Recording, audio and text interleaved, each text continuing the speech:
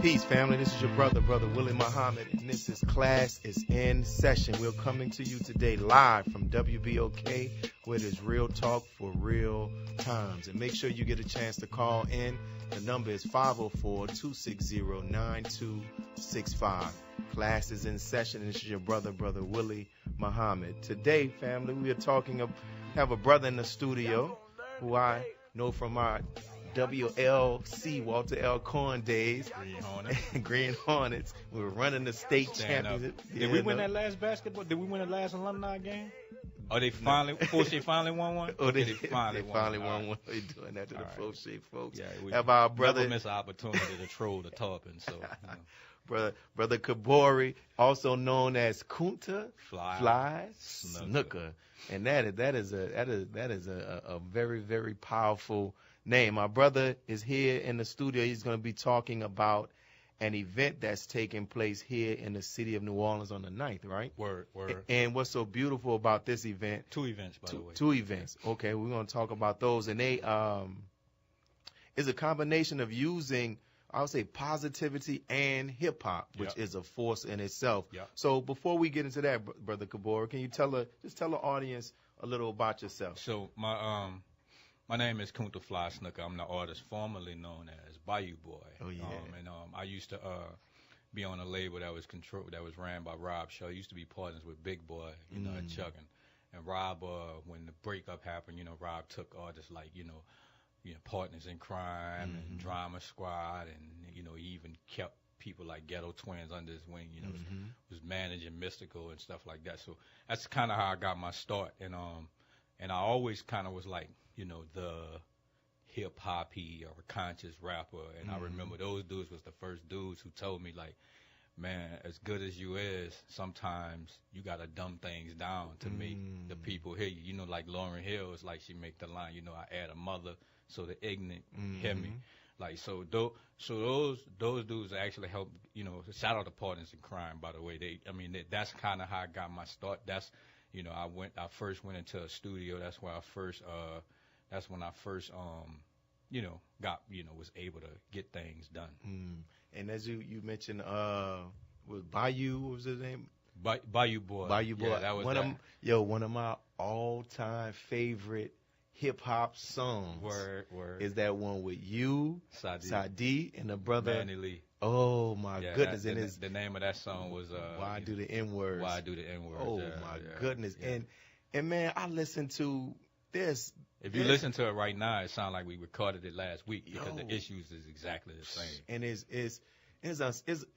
so unfortunate that good quality music like that can exist and many people don't know about it, And we hear all of these stuff, like the stuff that we're hearing on the radio.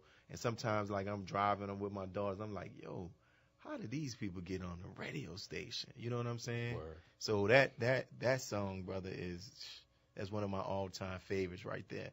So we're here. Can you talk about the movement that I know with our sister Dawn Israel, right? Yeah. And I know it's Pitts. And you can talk about Peace in the Streets. Yeah, Peace in the Streets. Yeah. So what is that about?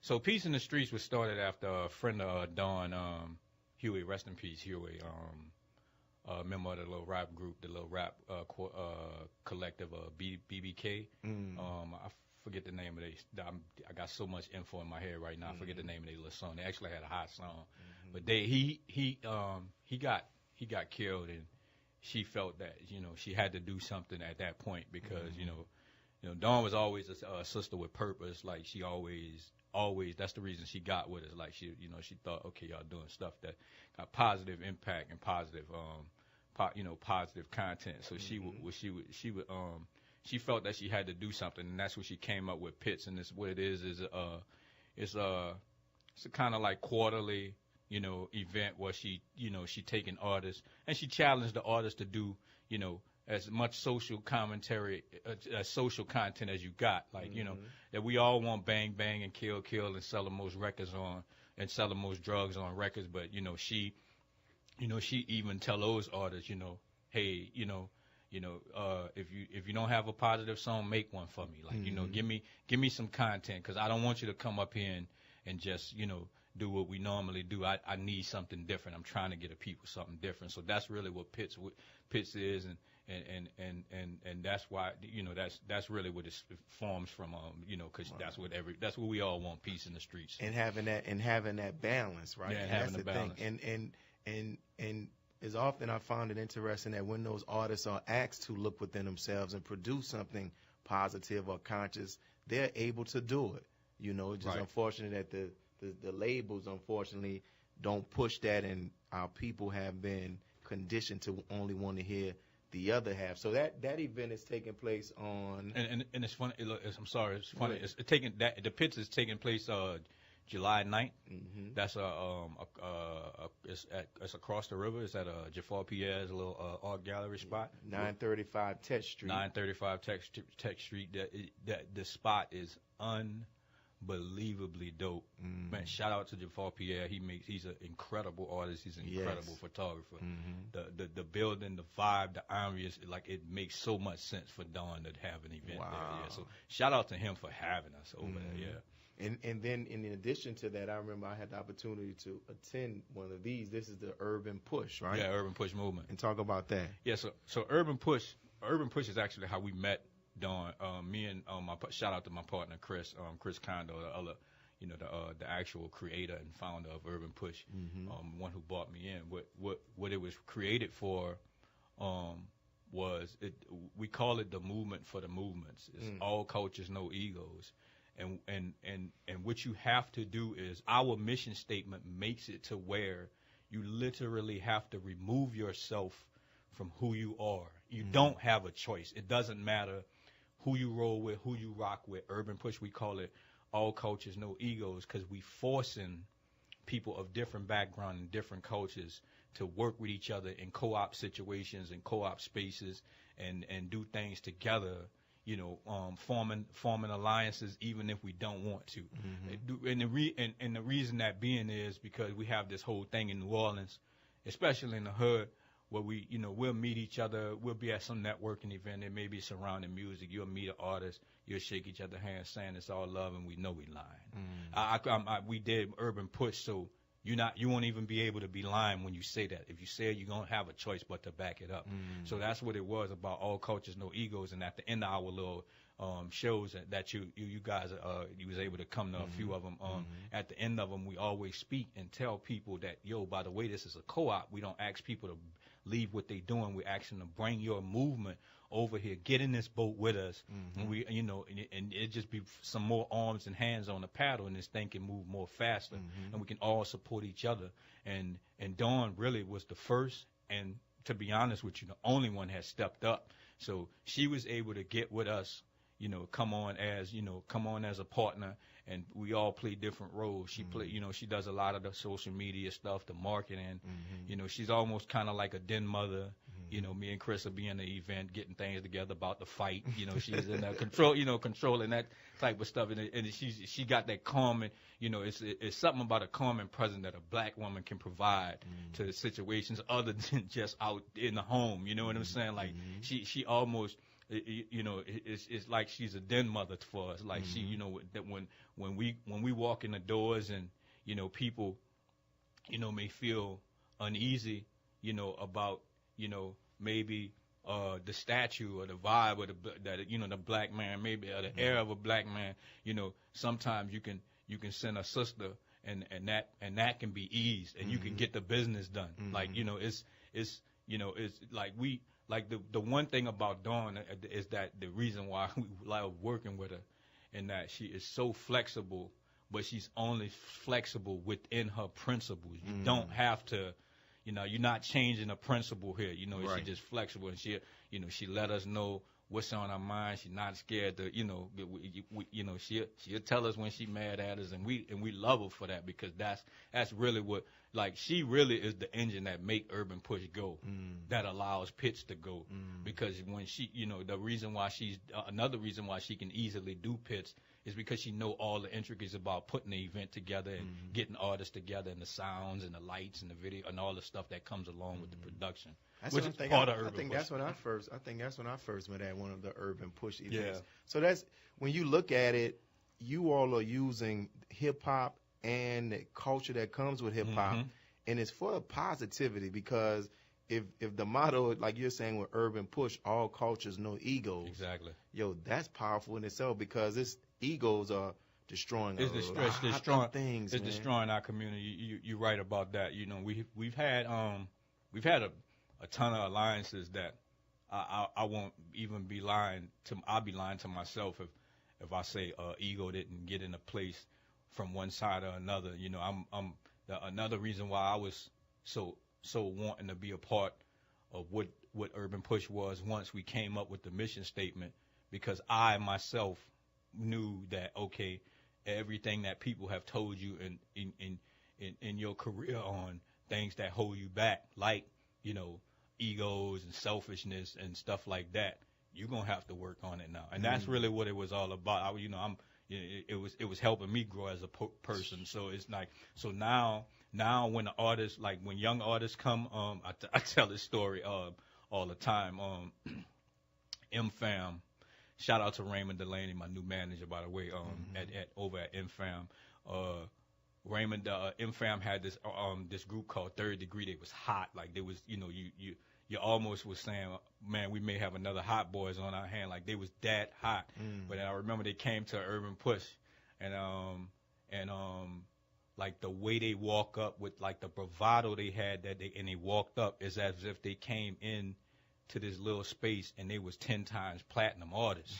Like, it's that whole, like, here's the thing, and we had to sit there really and literally break that down and explain to them, yo, this, why you can't really do that, because you don't have to, you may not even deal with Urban Push ever again, but they're gonna have somebody that's gonna call me and say, man, I'm trying to book that group Third Degree, man, what you think about them?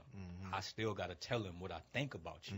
So I tell all artists that is, man, you gotta come with a certain degree of humbleness and humility, because you never really know who's watching and who's looking. Like, fans pay attention to all that. Like, this is but the thing with young artists, they so sprawled today, in that you got to put so much in the young artists to get them there, that it feels to them that they already made it.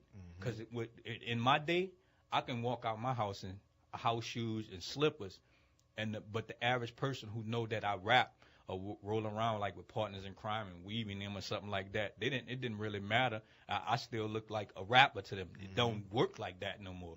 Now everything is about, you know, you got to be dressed for the part. You always got to look a certain way. You always got to be wearing a certain clothes. And they do a good, like these managers, they do a good job of that. But what happens with the artists when you 18 and 19 years old, and you have people pouring their all into situations, you know, spending a little money, making sure you look the part, that can trick young artists and making them think I'm successful when you're not. You haven't even sold a record yet.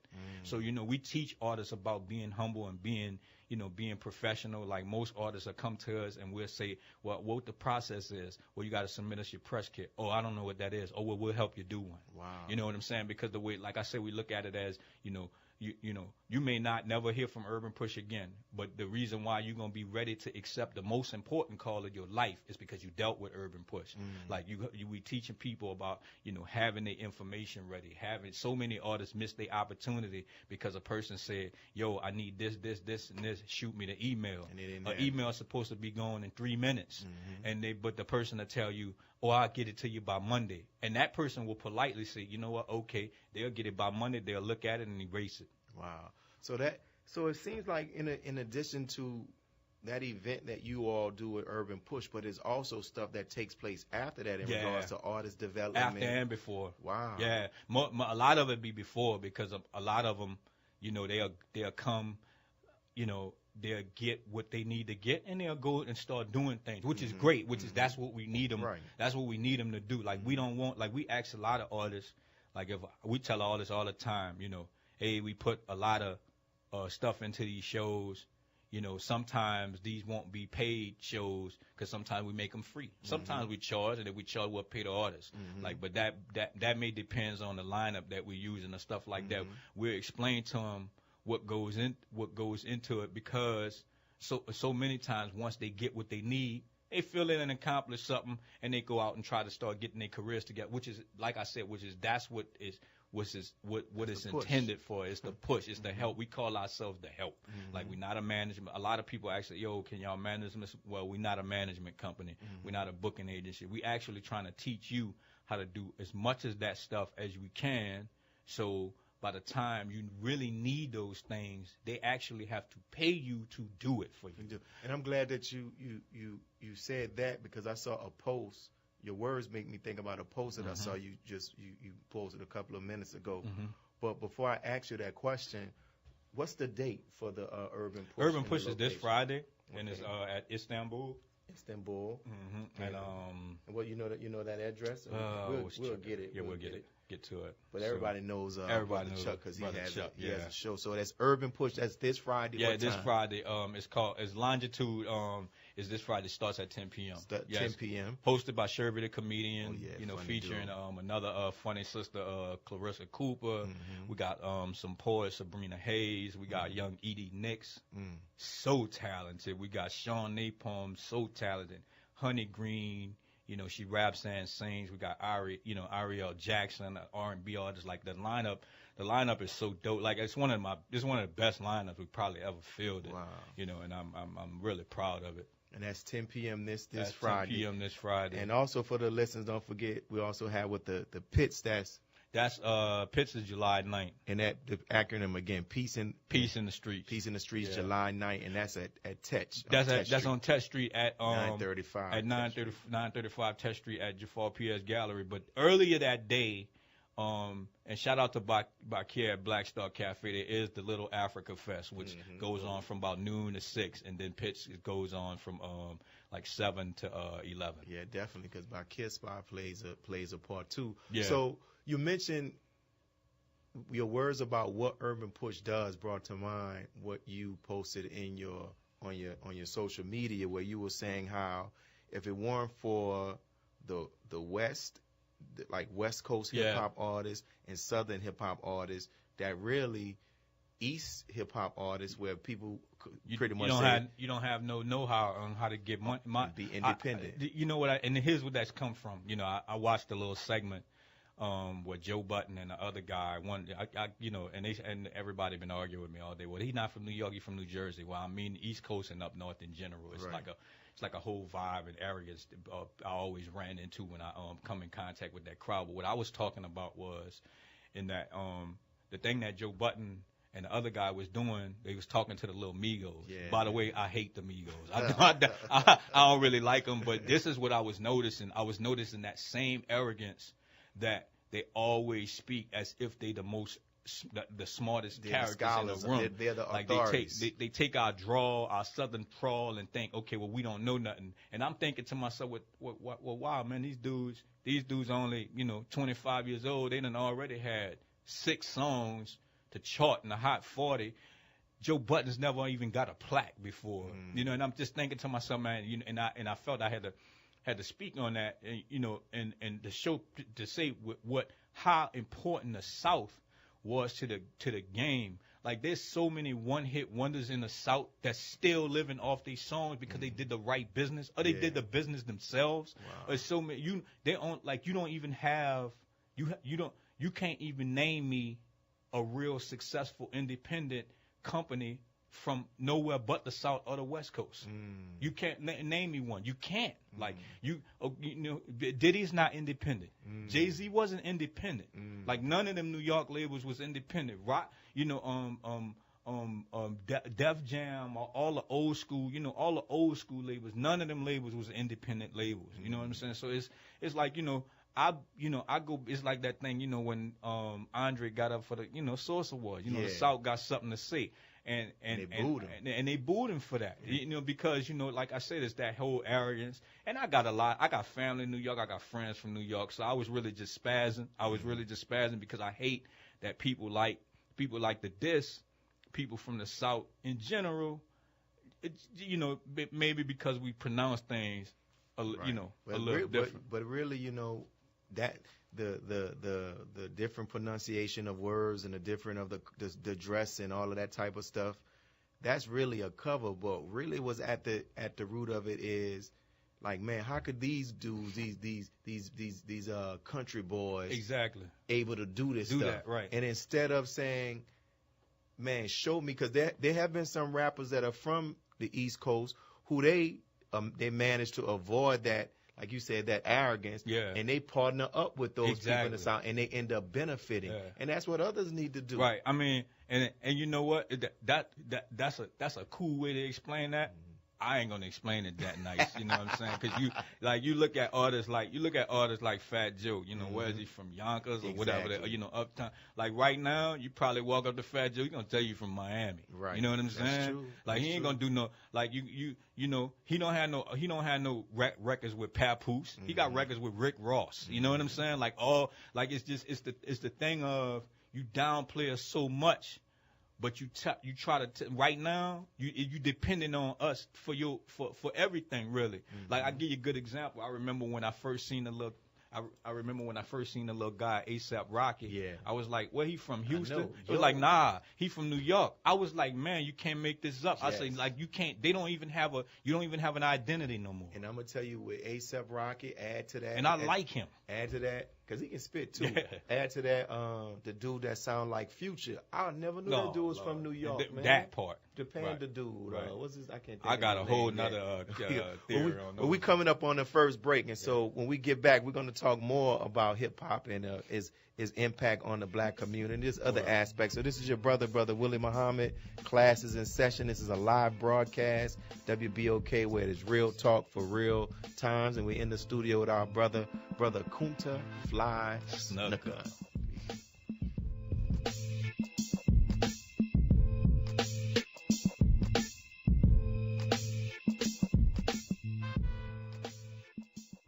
Experience it all at the 2017 Essence Festival presented by Coca-Cola, June 29th through July 2nd in New Orleans. Party at the nightly concert series featuring Diana Ross, Mary J. Blige, Chance the Rapper, Master P, and more. Be inspired at our free Essence Empowerment experience with Iyanla Vanzant, Ava DuVernay, and Dr. Sissy Houston. Check out the largest beauty and style expo sponsored by My Black is Beautiful. Buy tickets for the 2017 Essence Festival presented by Coca-Cola, sponsored by AT&T, Ford, McDonald's, State Farm, and Walmart. Download our app and register for free events at EssenceFestival.com. During storms, power lines can snap and fall to the ground. People always ask us at Entergy how to tell which lines are live. Just assume that it's live and deadly. A down power line can electrify anything it touches. Puddle, fence, tree limb, you. Keep your distance. And call us to report it. 1-800-ENERGY. Get the facts about electric safety. Visit us at Entergy.com. Helping you to stay safe. That's the power of people.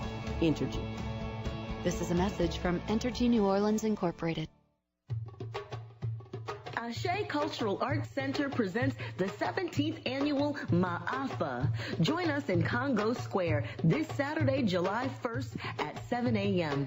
Don't miss the sacred ceremony, followed by a drum and dance procession to the tomb of the unknown slave. Then, through the French Quarter, on to places that were significant during the slave trade. We'll end at the Mississippi River. So fill your water bottle and walk with us.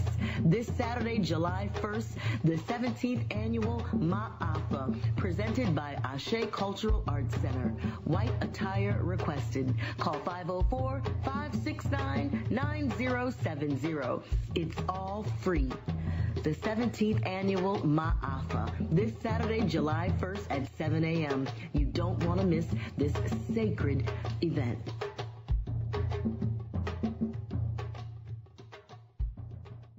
New Orleans, you are invited to see Before the West Coast, a sports civil rights story at the historic Carpet Theater July 6th at 7 p.m. This film is narrated by actor and New Orleans native Wendell Pierce, and it celebrates the 50th anniversary of the federal court decision that broke racial barriers in Louisiana high school sports. At the forefront of this federal court decision was St. Augustine High School versus the Louisiana High School Athletic Association. The Honorable Judge Kern Reese will introduce the film in a Q&A session with writer, director, and producer Oya Craddock following the film viewing. It's July 6th at 7 p.m. at the historic Carver Theater. For ticket information, visit carvertheater.org or the Carver Theater box office, or you can log on to beforethewestcoast.com.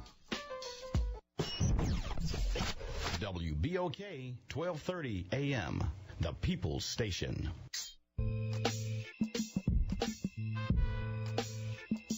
It's beat dope too. Yeah.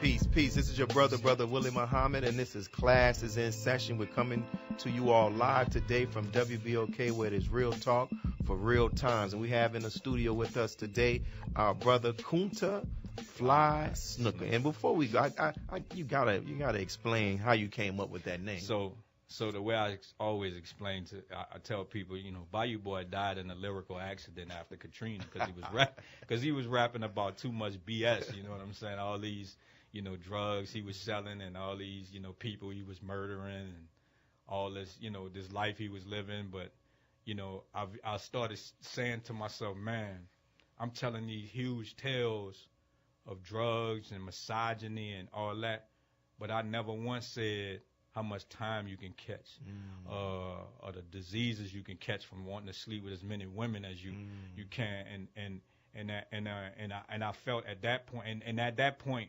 Linda was I think maybe 4 or 5, and we was all regrouping in Houston. And I was trying to figure out what I'm gonna do now with my, rap thing, because we was still working with each other, like me, Manny Lee, and shout out to my man Perrin Greasy. Lenny Green, he sings with Corey. I forget the guy's name anyway, but he sings in the band. But we was out in Houston together, getting our stuff together, and I was trying to figure out what direction I wanted to go creatively. And I was like, man, I can't call myself Bayou Boy no more. Because I wasn't a boy at that point no more, and like I said, I wanted to show, me growing as a father and what, Linda did to change me, you know what I'm saying? And Nick, who, one of his little aliases was Kunta Fly. And with Kunta Fly, what he got that from was Ghostface, a New York rapper who we actually liked, you know what I'm saying? But Ghostface had this thing called Kunta Fly-ish. Wow. And the whole thing about that was it just really was grown man bravado and grown man persona. Like like Kunta Fly-ish is like you gotta be on, like it's a certain level, it's a certain it's upscale, it's grown, it's being responsible, it's handling your business. And we grew up I don't watch wrestling today, but we grew up watching Mid-South wrestling, and they had a lot of characters, Yes. and I remember one of the bad characters that I actually used to like was Jimmy Fly Snooka, because with his little flying from the top rope finishing move. And when I was trying to figure out something to name myself, I just took that whole Kunta Fly thing, because me and Nick was getting ready to do this thing called the Two Kuntas. And I was like, I said, you know what, I'm going to just do Kunta Fly Snooka. You know what I'm saying? He was going to do Kunta Fly and the Kid, and I was going to do Kunta Fly Snooka. And I just stuck with it. You know what I'm saying? Wow, yeah. that's a good history. Yeah, man. so and for the most part, and to fast forward that, to build on that, one of Pimp C last interviews, I tell everybody, man, look it up. Listen to it, and listen to what he was saying at the end, and that, man, we got to stop lying to these kids on these records. We telling these huge tales about drugs and women and all that, and for me, all it really amount to is our young brothers who not gonna be a rapper, but they're gonna live through the music because it's their life. We all came up living through the music. Like, our mamas and daddies, they lived off of Stevie and Marvin Gaye, and they had other James Brown. They had backdrops to their life, but they wasn't musicians, they wasn't singers or nothing. Like these little kids, especially kids who in rough parental situations, the music is their guidance. And if we telling them all the time, well, I done had sex with the most women, all these drugs, but don't tell them the bad side, all it's going to amount to is the young brothers catching mountains of time, chasing waterfalls that's not there, and the young sisters having babies after baby for dudes who don't respect them because they think that's what they supposed to do. Man, you read my mind, because that's the question I wanted to talk to you about, like in regards to your view, how you see the impact that hip-hop music has on a community. What do you think about in regards to, in what ways could hip-hop be used and is being used to address and turn around some of these challenges that we're seeing within the black community specifically? Grassroots, it can be used in any way we want it to. But if you mean to levels of corporate visibility, I think they've been able to manipulate it so much to where the young artist is so tuned out to anything with positive content. I'll give you a good example.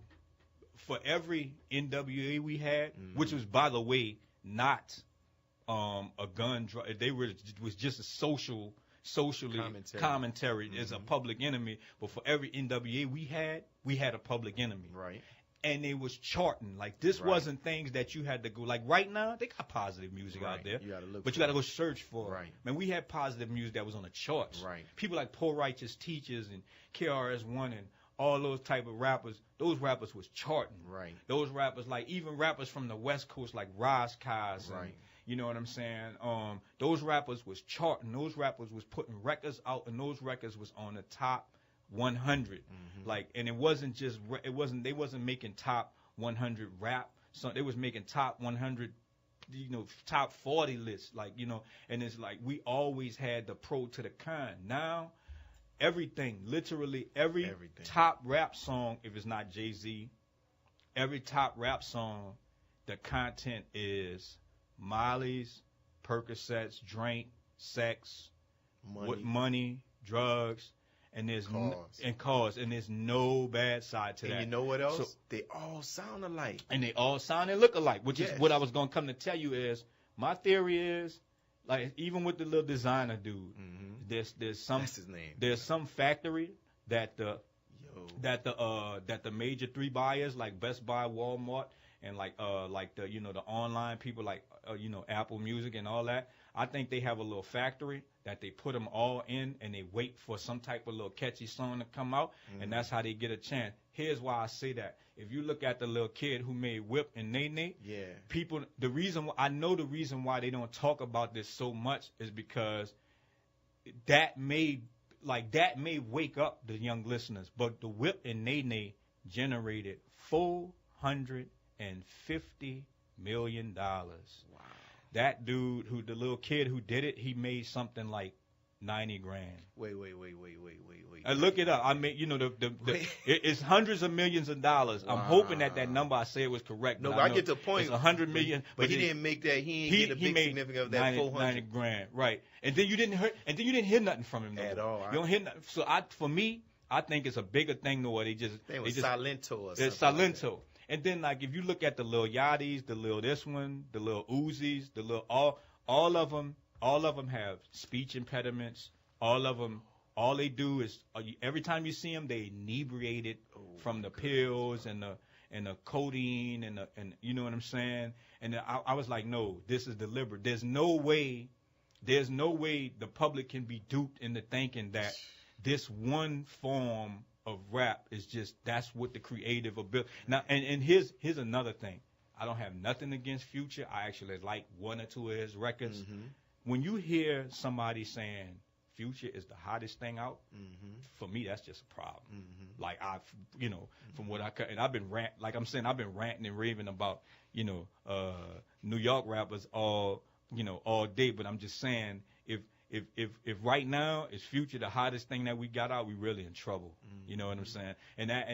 But that's just a thing of for a fact that you've been programmed that if you could put in an old Nas record, right, in your car, and your kid will tell you turn that off, and they'll put in their thing, and they'll start literally rocking. Their heads will fall off their neck. They bobbing it so hard to Bad Bougie. I was about to ask you that question, but you pretty much said it, because I personally feel I said, man, this stuff is deliberate. It gotta be. It gotta be, man, because some of the music, a lot of the music that they're putting out today, it defies what radio is supposed to be about. Like, how are you playing something continuously that is inaudible, that I can't even understand what you're saying? Not only that, I was just listening to 96 Point.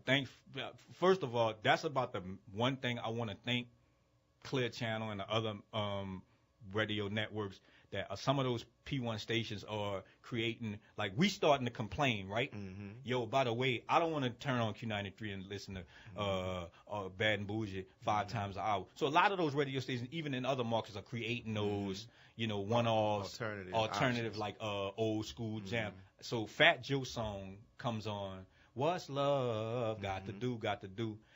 And the line, you talk too much, you ruining my high. The entire line was bleeped out. There's not even a curse word in that line, right?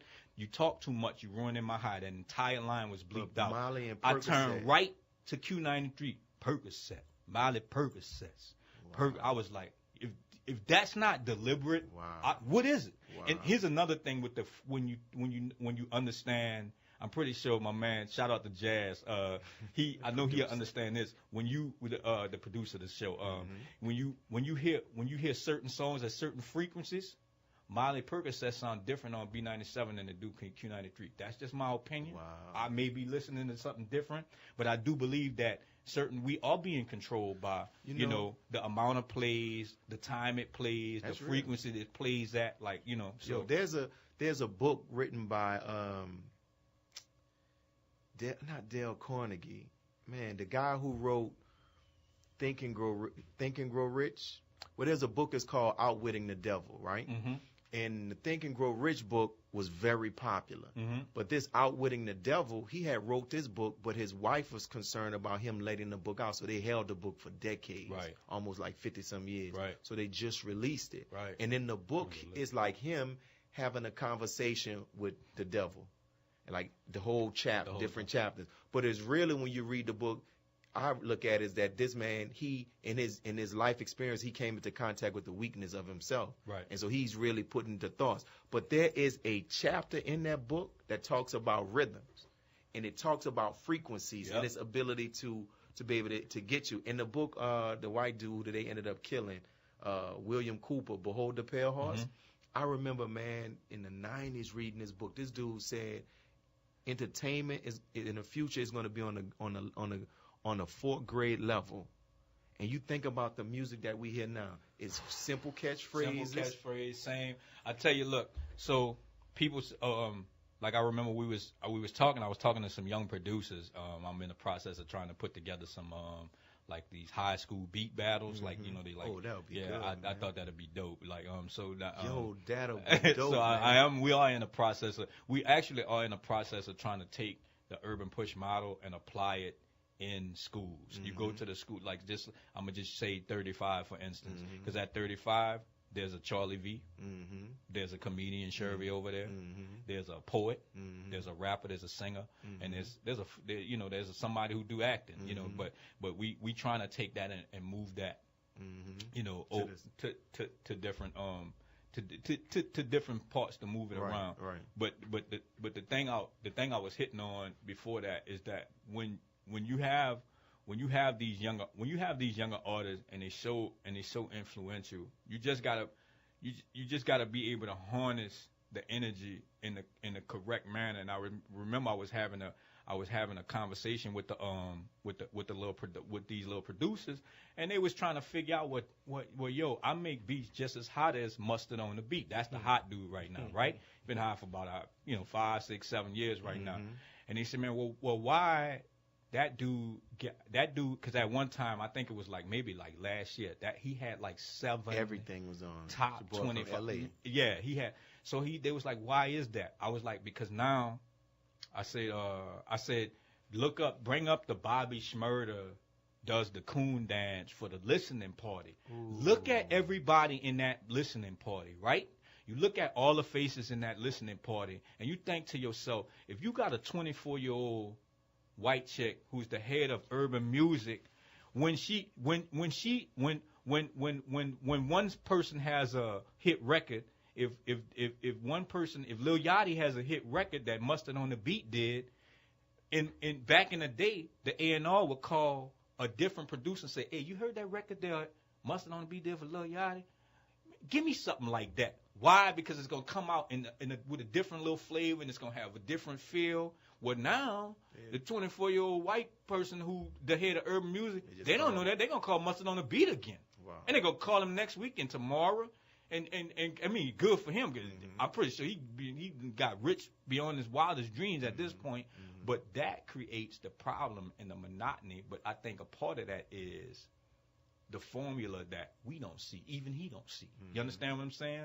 I'm pretty sure if he was sitting right at this table, he'd look at me and say, "You hating?" And I feel him. I probably would tell him the same. I'd probably say the same thing if I was him.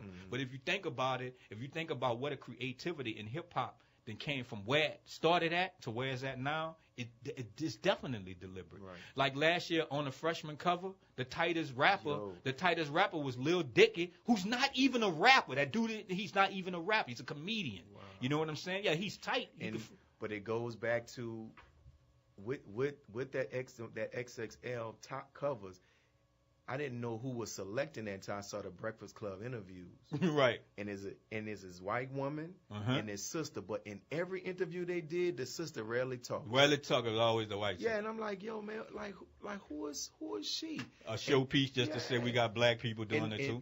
And these are the people, like we see us before the camera with the music, with the jewelry, but who are the people that's pushing the buttons? You see what I'm saying? Who are the people that's saying this album comes out and this album comes out, and they're releasing what agrees with their view of us already. I tell people all the time, if you look at artists like Migos, like Future, the thing about Future is he have got into the realm of they can easily put a record out on him and he can actually get a plaque. He could go gold, he could go platinum. But most of them artists, like Designer, they put Designer. You can't buy the heat that Designer had, literally just from sounding like Future, right? You can't buy that for no artist. They put his record out, he sold like 80,000. That is a flop for an artist that has, all these records they get, they get, you see a lot of these artists. I'm not seeing a whole lot of plaques coming from them artists. Like, I don't know Migo record sales. I know they always have a lot of heat-seeking songs and songs that chart. But a lot of those are like, I'm pretty sure Lil Uzi, Lil Yachty, and all them, I'm pretty sure all of them is not platinum artists. Right. I don't really totally know about the sales, but I'm saying, like, back in our days, you can have an artist who you never even heard his song, but he going gold. And the other thing as we transition, and I'm thinking about with that Tupac movie, I mean, you see his life. There's an interview with his mother before she passed, and she was just saying, like, basically her son died broke. And it's unfortunate that still in 2017, we're still finding artists who their business is not right. It's not right. It's man, the way, and that goes back to the setup of right now, when the artist gonna sign the deal, and he's gonna sign a deal, you're gonna if it's a major deal, I think the going signing bonus right now still is about $65,000. The way I look at it is, because if they shelf you, they can say, okay, well, at least we gave you $30,000 a year. You should have been able to take care of yourself, right? But most of those artists, even if they come out and sell 1 million records, they still not gonna be able to pay the company back for another 3 or 4 albums, and most of them don't. Most of them get dropped, but before they're able to get one. When you can sell 1,000 of your own records and make more money than you would have did selling 100,000 with a major label. Wow. And artists don't see that because we so programmed. We program to the TV. So you want what you see on the TV. You don't want the slow roll. You don't want to be an artist like the brother from the West Coast, who people still rarely, I don't have a clue on why people don't know him, but this dude, Tech Nine. Yeah, he from like Oakland, Kansas City or something, and he killing it. Kind of like West Coast, Midwest, Kansas right? City. So if you look him up, this dude is one of the most successful independent, yes, really one of the most successful artists of all time. That's right. Because he never worried about the machine; he always did it himself. And now he has his own million fans that the machine can't drown out. Like he can put his album out whenever he wants. He's gonna sell 1 million records. They don't have those models no more. And even if they have them, they'll take them. And I'm gonna tell you, and if they do have them, they ignore them. Because David Banner waited for maybe 2 or 3 years getting his fans to order his CD that recently dropped about 2 weeks ago. And I saw an interview he did on Sway in the Morning where he talked about what was the sales. But he was trying to get, he was saying he was trying to get as close to 1 million pre-order sales before he dropped his album. But you don't hear about that. But let me quickly mention these events. So for the people who just tuning in, is our brother is participating. I know you'll be participating in both of them, but one of the events is Urban Push Movement. Is the kickoff during Essence Weekend, June 30th at Cafe Istanbul, which is 2372 St. Claude Avenue. That's at 10 p.m. And the other one is about our sister. Let me get our sister Dawn Israel, and it's called Pitts. Is Peace in the Streets, right? Is the showcase. That's on July 9th. It's 935 Test Street, New Orleans, Louisiana. And the doors open at 7:30. And you talked about how Brother Bakir is having the Street Festival on that July 9th as well, earlier that day from what would you say? I think it's like from noon to 6. Yeah. And so definitely for you all who are here, I know we have some older listeners, but we have some younger listeners as well. But go and check these things out. We can't complain about hip-hop not being used for positivity. And when you have stuff, you don't buy that. When people start opening their mouth asking, when the last positive CD you bought? Right. I won't make a mention of something that we're going to have at Urban Push, because we always have something that's totally out the box. Like, remember, you was somebody that came and just spoke. Like, hey, man, how that's going to work in the club? That's the point. So my little Serican brother, shout out to my man William O'Neal, Weebo. Everybody know him as Weebo. His dad was the founder, and John O'Neal was the founder and creator of Junebug Productions, which is a old stage play company here in New Orleans that it's kind of been hostily taken away from him. Wow. His health had been deteriorating over the years, but what Weebo is doing is he's doing a one-man show about his dad, and taking parts from his dad's book, which is out right now. It's I think the name of the book is Junebug by John O'Neal, but it's like the story of John O'Neal, and he's gonna do a partial piece from a one-man stage play. And I thought, I like to tell people, man, you're gonna come to Urban Push, you're always gonna find something that you're gonna totally see something that you never thought you would see in a nightclub on the same stage with rappers and singers. So that's good. And also, I know you participated in ours. We've done this. Every summer we get together at our mosque and we have the discussion followed by hip hop cipher. We're doing it Wednesday, right? Yeah, this Wednesday, man. And this coming Wednesday, we actually have a letter that the Honorable Minister Louis Farrakhan wrote shortly after Tupac's death. He was overseas. I think it was during Ramadan. But his family, he said he could see, he said the impact of Tupac's death was so great that it even impacted his family. They were acting as if they lost a loved one. Yeah, man. And so the minister wrote an article. It's titled Message to the Hip Hop Community, but he starts off talking about the life of Tupac. He talks about what the role of managers should and shouldn't be. And so we're going to have a discussion to talk about that, discuss that article, and then we're going to go into, as we always open up, have the hip hop cipher where people can come out and just do some conscious lyrics. So that's going to be 7:30 at 4201 Dowman Road in East New Orleans East. So you all are welcome. So we have about four more minutes, man. What would you like to conclude sharing with our audience? If anybody, by the way, so right now, if you go on Facebook and you look up Urban Push Movement, we have a regular page. You can like us on Urban Push, or you can find us on Instagram or Twitter, or you can holler at me with Kunta Snooka on Instagram or Twitter. And anybody who either @s me or inbox us, we'll give you a few tickets to bring a couple people to Pitts. And Urban Push this Friday is free, so we haven't had one in the year. So we're making this, we're giving this to the people. So come out to the push, and make sure you come out to Peace in the Street. Shout out to the West Bank. Shout out to Algiers. This is going to be an important event for the for Algiers and around the neighborhood of Algiers Point, which is increasingly dealing with issues of gentrification and black folks trying to be displaced. So and shout out to Bakir and over there at the cafe, still fighting that fight. And like I said, shout out to Jafar for having us. But one thing I wanted to add about Pac, and this is how influential this brother was, and how and how much foresight he had.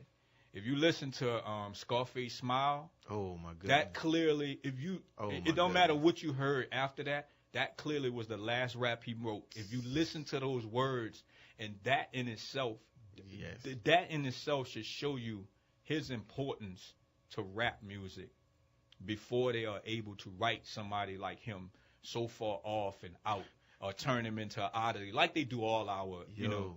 I'm not trying to tell a part of the movie, but there's a part of the movie. Remember when the vice president at that time, Dan Quayle, Dan Quayle was talking about Tupac. He didn't talk about rap, but he mentioned Tupac and Tupac's mother, and you know, Tupac's like, boy, you're a leader. He was like, I ain't no leader. She said, listen, you were just spoken of by the vice president of the United States. Right. You see, and to show you how powerful in regards to the music. And is you know, I know Jada Pinkett came out and she had her words to say about it. I know because she was close to Pac, right. And it could be hard to see something like that. But I think there's a lot in it, man. And her and Will didn't get the rights to do the story. So. Oh, and that's another thing, because I heard where the brothers actually reached out to them, and that brother L.T. Hutton, from the interviews I've seen, he did his best, man, to try to not make it about him, to remove the ego, and make it about who this person was. And he said for most of it, all of the dialogue is what Tupac actually said in interviews. Right. So I'm interested to see what Master P is going to be about. Yeah, you know, I hope it's of substance, man. I hope it's of substance too. I hope they actually give Pete is right, because you know, Master P's story is different than, you know, Biggie and Pac. It's gonna be different. Alive. It's gonna be different than the Diddy movie. Yes. Because P didn't have no help. Ooh. P did it by himself, and they made sure there wasn't gonna be no P's after Pete. From the mud. You know, from the mud. So and that goes to, you know, you take rappers like, you know, I don't mean diverse. You digress. You take rappers like even Chance the Rapper. And I'm gonna end on this. Chance the Rapper gives his music away. He makes all his money off, and he makes all his money off of endorsements. The SoundCloud was able to make the IRA and the Grammy Association count their hits. Now, but here's the thing. I bet you any money you would never get another artist like that from SoundCloud. Why? Because now you have to pay to become a Chance the Rapper on that. They always take whatever the motto is, they'll make sure, that ain't gonna happen again. Oh, yeah. So even when they tell his story, I was like, well, you'll never have one of them again, because that's how they work. Yeah. But the good thing about the beauty of black people is we can always think ourselves out of anything. So somebody's gonna come together. Somebody's gonna beat the system again, and I can't wait, because I'm gonna be right there to support. That's it. And the thing, we have to keep pushing, man. You know that. The exodus of the children of Israel from Egypt to the Promised Land was only meant to be 40 days. It ended up being 40 years. So we kind of slowing our learning, but we got to keep it up, man. And they know, and that's why I like artists such as yourself and artists who like yourself who have the skill, because you just ain't talking about rap. You can rap. Like Jay Lyric. Shout out to Jay Lyric. Yeah. Me and him just recorded a song. Oh, I got to hear that. You can rap. You feel what I'm saying? And so, but you can rap, but you also have the consciousness. You can rap, but you also have the love for our community. Right. And that is a deadly thing. Right. Now, if you went up there and just start saying, make some rhyme, and you only repeating the 3 verses over and over, they'll have you all over. You feel what I'm saying? But I would say my point in words to you, man, keep doing what you're doing, man. Keep pushing it, because now in this day and age, is with this technology, it's making it where people can begin to carve a lane for themselves without the machine, you know, and make a nice living for themselves. Right. I appreciate you having me. And y'all can just Google Kunta Fly Snooka. I got a lot of music out there right now. I'm working on new music. So please keep us in the loop. Please keep Urban Push in the loop. Please keep Pitts in the loop. And please keep Peacekeepers in the loop. It's so important. Trying to do it, man. I'm pretty sure we're not getting enough attention with it, and they making strides in the streets that they won't talk about in our little mainstream media. And the thing is, man, we trying to do our part, man. So salute to everybody that helped us to be able to run that commercial last night, trying to get the word out. We're battling against this culture of violence. Salute to WBOK. Thank you again, bro. Thank you again for being on, my brother. Thank you, Jazz, for what you do. And this is Brother Willie Muhammad. Classes in session. God willing, we'll hear from you all. You'll hear from us on next Monday as well. Peace. Peace.